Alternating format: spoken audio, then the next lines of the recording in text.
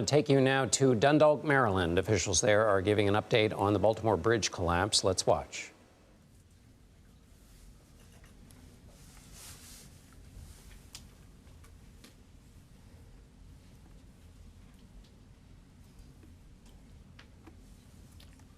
Good evening. Today, we're thinking about the families of Dolian Cabrera and Menor Sandoval, who were recovered and identified yesterday. We pray for all of the victims of the Key Bridge collapse and also all of their loved ones. And our hearts are with their families, and we are so sorry about this tragedy. Nuestros corazones están con las familias. Lamentamos mucho esta tragedia. Now, before I walk through our progress today, I want to provide a breaking update that we just received in the last few hours. This morning, we submitted an initial $60 million request to the Biden-Harris administration for initial mobilization, operations, and debris recovery efforts. And I can report that as of this afternoon, the Biden-Harris administration has approved that request. We are deeply grateful to President Biden, to Secretary Buttigieg, to our federal delegation, and all of our federal partners. I was thankful to receive a call just about an hour ago from Secretary Buttigieg, and I'm grateful for the way that the administration has continued to lean in and support us. And I recently had a chance to thank them all personally for the continued work. And this evening, I'm also thinking about the first responders and the emergency professionals who have been with us every step of the way. This afternoon, our team was at Camden Yards for opening day, where we met with first responders and their families who joined us for the game. And we spoke with 3 members of the Maryland Transportation Authority Police: Sergeant Paul Pastorek, Corporal Jeremy Herbert, and Officer Gary Kurtz. They saved lives this week, and they are true heroes. We had a chance to speak about not just the lives that they saved by being able to halt traffic just as the bridge was collapsing, but also the unimaginable reality that even after the bridge had collapsed, had that traffic not been stopped in the darkness, cars would have continued to come. So the life-saving work that they did cannot be overstated, and our gratefulness is everlasting. Earlier today, we also visited the R. Adams Cowley Shock Trauma Center. And as you know, one of the survivors of this tragedy was treated there. The folks at Shock Trauma, they are our angels. And I want to thank all of our emergency personnel, to include the United States Coast Guard, the Maryland State Police, the Maryland Transportation Authority and the MDTA Police, Natural Resources Police, Baltimore City Fire, and police departments in Baltimore City, Prince George's County, Anne Arundel County, and also Baltimore County. And I also want to thank people who have been reaching out from all across the country and all across the world. And this evening, I want to give a few special thank yous.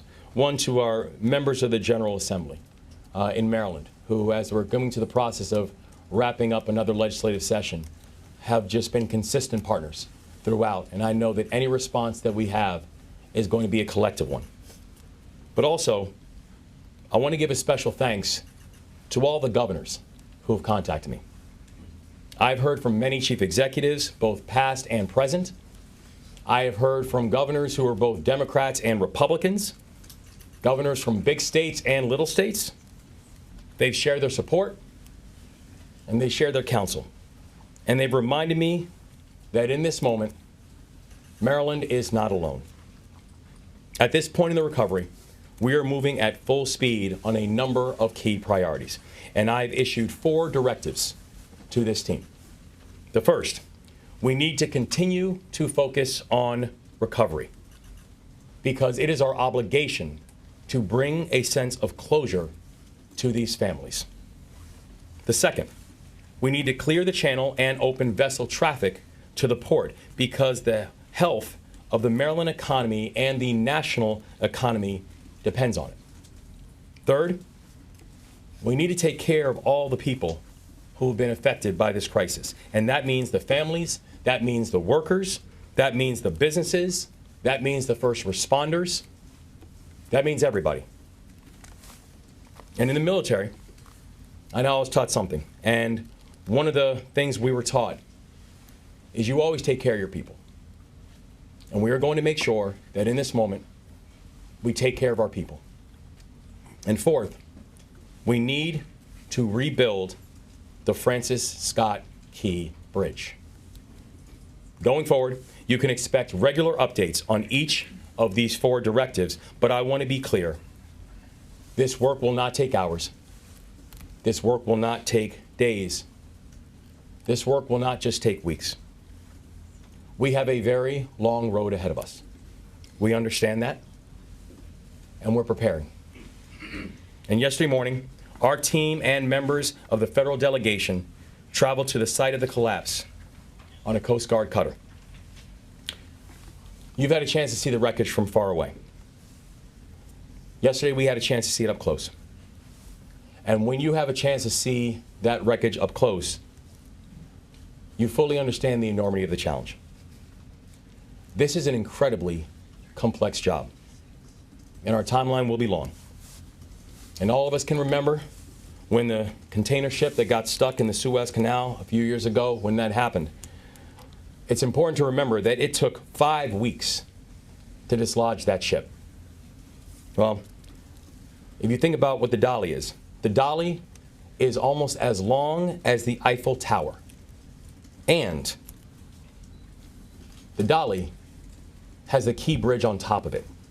We're talking 3,000 to 4,000 tons of steel that's sitting on top of that ship. So we've got work to do, but we're moving. So first, on recovery, the best evidence we have at this time suggests that to advance our recovery efforts, we need to do more work in order to clear the channel. As of last night, the Maryland State Police have suspended diving operations due to security concerns, and further engineering analysis is ongoing to determine our next steps to bring closure to the families and set the course for salvage operations. As of this morning, I also received a briefing from the Unified Command on the extraordinary conditions our divers are working under. What our divers are seeing right now is this, is that water is so dark and the debris is so dense that in most instances, our divers cannot see any more than a foot or 2 in front of them. So much of the operation is simply feel. These divers have been methodical, they've been disciplined, they have been courageous, diving in darkness with objects all around them. And so to all of our divers, I want to let them know that we are grateful for their service. Second, on clearing the channel and opening the vessel traffic to the port, I've said it before, I will say it again, and I will keep on saying it. This is not just about Maryland. This is about the nation's economy. The port handles more cars and more farm equipment than any other port in America. And at least 8,000 workers on the docks have jobs that have been directly affected by this collapse. Our economy depends on the Port of Baltimore. And the Port of Baltimore depends on vessel traffic. Yesterday, we were briefed by the commander of the U.S. Army Corps of Engineers for the Baltimore District, and she laid out her team's efforts with the U.S. Navy to mobilize major resources from around the country at record speed to clear the channel. Under the leadership of Colonel Pinchason, the Army Corps is moving the largest crane in the eastern seaboard to Baltimore to help us. It is estimated that that will arrive later on this evening. And third, taking care of our people. I want to provide 2 updates. The first, the Maryland Department of Labor now has established a hotline for unemployment insurance for workers affected by the collapse. The number on that hotline is this, 667-930-5989. I will say it one more time, 667-930-5989. 5989.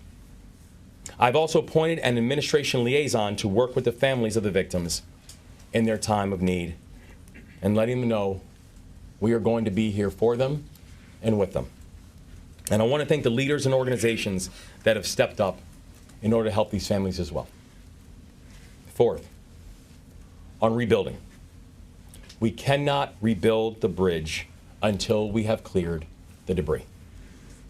We are working closely with our partners to marshal the funds to move forward on that build so we can be ready when we reach that point of the work. And I want to end by assuring the people of Maryland that this work is moving together at a full clip. And this work is moving forward together. The best minds in the world are here right now in Baltimore. They are working on this project in a methodical and a rigorous way, and we are continuing to work with leaders in the community to provide the support to the families and all of those affected. To the people of this state, I say we are going to get through this because we are Maryland tough and we are Baltimore strong. And in this moment, before I hand it off to the U.S. Coast Guard, I want to say we're also here joined by the Maryland State Police, the U.S. Army Corps of Engineers, the Maryland Department of Transportation, Senator Ben Cardin, Senator Chris Van Hollen, Congressman Kwesi Mfume, a representative from the Federal Highway Administration, County Executive Johnny Olszewski, the Mayor of Baltimore City, Brandon Scott. And I'm grateful for all the partnership that they have all shown in this time of need. So now, I will hand it off to the Coast Guard and a briefing by Rear Admiral Gilreath. Admiral. Thank you, Governor. Thank you. Good evening. I'm here representing the Unified Command tonight. My name is Rear Admiral Shannon Gilreath, but the people that you see to my right, they are people that make up that Unified Command. They are some of the key leaders in that Unified Command, and they are making a difference in helping us accomplish our #1 priority, which is to reopen the Port of Baltimore. We're going to do that in some steps. Step 1 of that is we're going to clear the debris from the channel. Step 2 is we're going to remove the vessel. And step 3 is remove the rest of the bridge debris from the waterway. And we've got the cranes on their way to help us do that. But before we can actually engage in lifting, we've got to complete the assessment process of the bridge and the pieces of the bridge that are in the water so that we can figure out how to cut the bridge into the right size pieces so that we can actually lift them with the crane. And we are doing those assessments right now with underwater surveys, with engineering teams back in the Unified Command, with our Army Corps of Engineers, with our Navy SUPSALV, with Coast Guard, with all of our partners that you see up here. That is our #1 priority, is to reopen the Port of Baltimore as fast as we can and do it safely. And that's what we're committed to do, and that's what we're going to continue to work towards. Governor, thank you for the opportunity to brief this evening. Thanks, Admiral.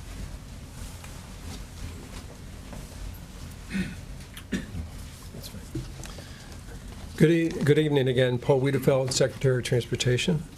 First, again, I also want to echo the Governor's thanks to the Biden administration, U.S. Department of Transportation, excuse me, and our delegation for receiving those dollars, that's $60 million today, within hours of, in effect, asking for those. These dollars are essential for us to proceed quickly and safely with the debris removal, the demolition, traffic operations, and other emergency needs. We're very grateful, obviously, for the quick response. As you heard, our federal partners are focused on clearing the channel as the #1 priority. MDOT's focus is also in that area, but also we have to do other things. First, we got to deal with the traffic implications of losing part of the 695 Beltway. Second, we have to work with the port on the job issues and on their business needs. And then third, we have to start the planning and the design for the rebuilding of the Key Bridge. In terms of traffic, we are already seeing the impacts along the alternative routes in our communities. Since the collapse, each day about 15,000 additional vehicles are traveling through the Fort McHenry Tunnel, I-95. And about 7,000 additional vehicles are using the Baltimore Harbor Tunnel, I-895. The bridge was also a crucial route for tractor trailers that cannot use these tunnels, the two tunnels. We anticipate 2,500 of these tractor trailers will use the west side of I-695. We are continuing to evaluate traffic flow in and around Baltimore and across the region and can make adjustments as needed. To help the alternative corridors moving, we have deployed additional emergency response vehicles to respond quickly to any motorists in need of assistance and clear crashes. The second area of focus for us, again, is the workforce support that we're providing to the Port of Baltimore workers. To continue this work in partnership with the Maryland Department of Labor, as the governor mentioned, to identify impacted needs and what we can do. We're also looking at available U.S. DOT programs in that front as well. We also are looking at what we had achieved during the COVID era when we were helping workers as well. And tomorrow we will hold a stakeholders meeting to address business and labor needs with the port community. The third area that we're focusing on, obviously, is the rebuilding of the bridge. We're working with, again, with our partners at USDOT. We've had several meetings today to start that process. That will take a little bit longer as we start the planning design of what that will be, and then we will have an ask for funds in very short order there. In closing, obviously, we understand the enormous impact this is having on families, commuters, and the region as a whole. We ask everyone to be patient as you can be, and we ask them to please travel slowly, give themselves some more time so we don't create other issues, particularly for the work that we're doing out there in our highway system. And I can assure you we're going to work as quickly as we possibly can, but we're also going to work safely. Thank you for your attention.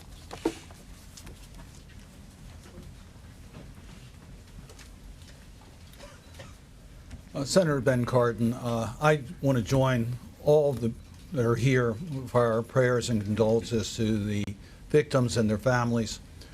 Our hearts go out to you, and our thanks to the first responders who literally saved lives and are working every day to get the port open and to get this bridge rebuilt as quickly as possible. Governor, I want you to know your federal delegation is with you. We thank the Biden administration for the quick action in regards to the emergency funding.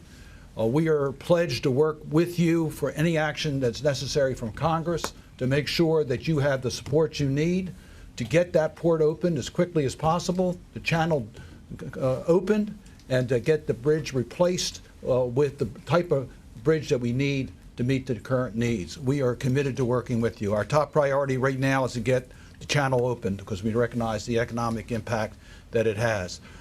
I want to just underscore the point that we recognize that people are going to be disadvantaged and hurt by this transaction. We want to do everything we can to help. Let me just give you one example. We're working with Governor Moore in his office and the SBA administrator to make sure that those small businesses... You've been listening to officials in Maryland give an update on the Baltimore Bridge collapse. Maryland Governor Wes Moore said the White House is giving the state $60 million in funding.